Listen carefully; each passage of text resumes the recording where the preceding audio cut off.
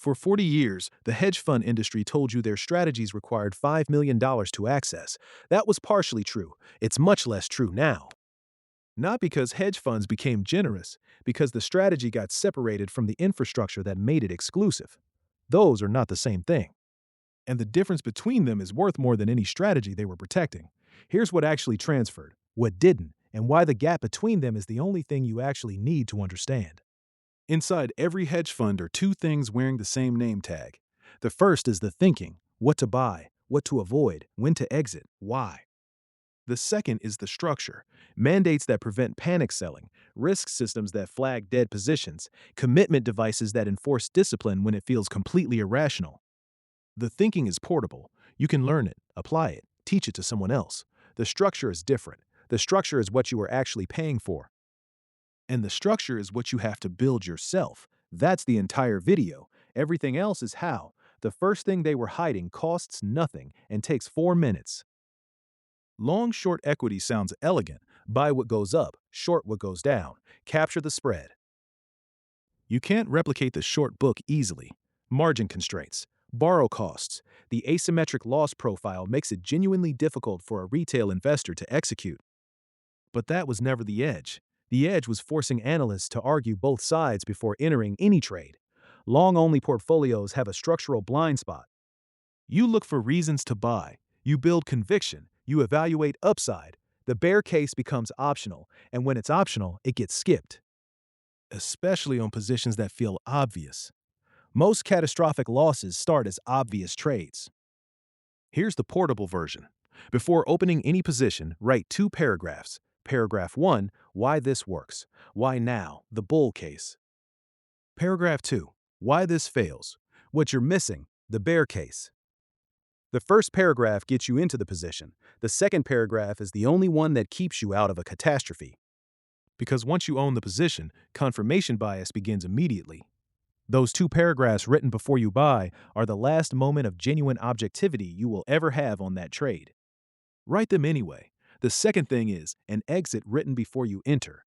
Event-driven funds buy assets before a specific event forces repricing. Merger, spin-off, restructuring, index inclusion. The spin-off is the most accessible version for individual investors. When a company spins off a subsidiary, forced sellers dominate early trading, institutions exit restricted positions, index funds tracking the parent sell automatically, coverage is thin. The asset is mispriced not because the business is bad, but because of who is forced to sell it. The result, early underperformance, then longer-term outperformance as forced selling clears. But the spinoff is secondary. The real edge, the thing worth keeping, is this. Before you open any event-driven position, complete one sentence.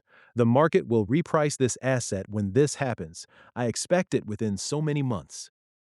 If you can't fill in both blanks, you don't have a catalyst. You have a view. Views drift. Catalysts have clocks.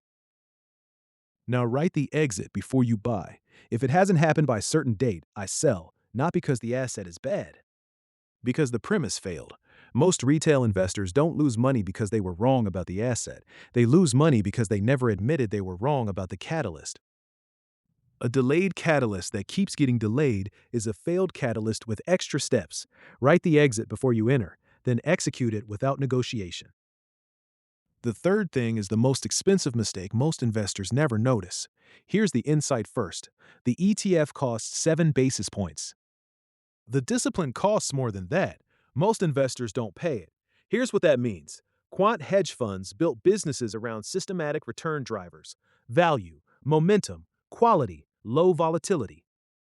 They charge 2 and 20 for the exposure. Today, you can access those same factors through ETFs costing 7 to 25 basis points. The research is replicated. The exposure is accessible. The cost is trivial. But something else happened.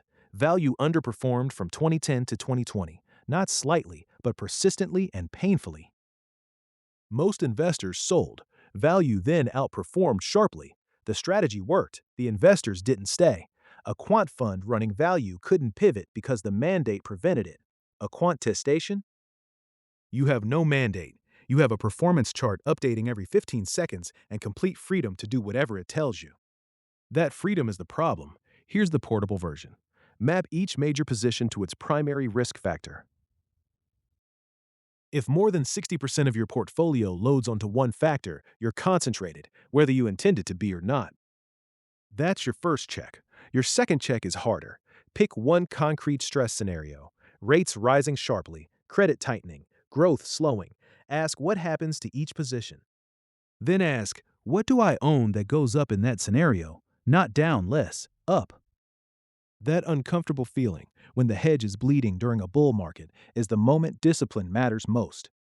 That is exactly when most investors sell the insurance. Don't. What you were actually paying for wasn't intelligence, it was enforcement. What you were actually paying for wasn't intelligence, it was enforcement. The hedge fund manager couldn't abandon value in year 3 of underperformance. The mandate prevented it. The event-driven fund couldn't hold a dead catalyst forever. The risk system flagged it. The tail risk fund couldn't sell the hedge during a bull market. The structure required it. You don't have that structure. You don't have that structure. You have optionality. Optionality feels like freedom. In investing, it is usually the source of failure. Because the moment discipline is required is always the moment it feels most irrational. The strategy hasn't stopped working, it has started underperforming. Those are different things. Most investors cannot tell the difference when they are inside the experience. Here's what to build before that moment arrives. 1. A written investment policy, 1 page. What I own and why. What breaks the thesis. When I review it, not price targets. Premise failures. 2. Predefined exit conditions for every major position, written before entry, executed without negotiation. 3. One person who understands your framework and is willing to question it. Discipline is analytical, but it is also social. Institutional investors have committees. You have to build your own, because here is what is coming. The value ETF will be down 30% in year 3. The catalyst won't have materialized. The hedge will be bleeding while everything else goes up, and you won't feel like a disciplined investor. You'll feel like you made a mistake. The structure you build before that day is the only thing that tells you the difference between a strategy that is broken and a strategy that is being tested. The market will test your commitment. It always does. It will not warn you first. The thinking transferred. The structure is yours to build. Start before you need it.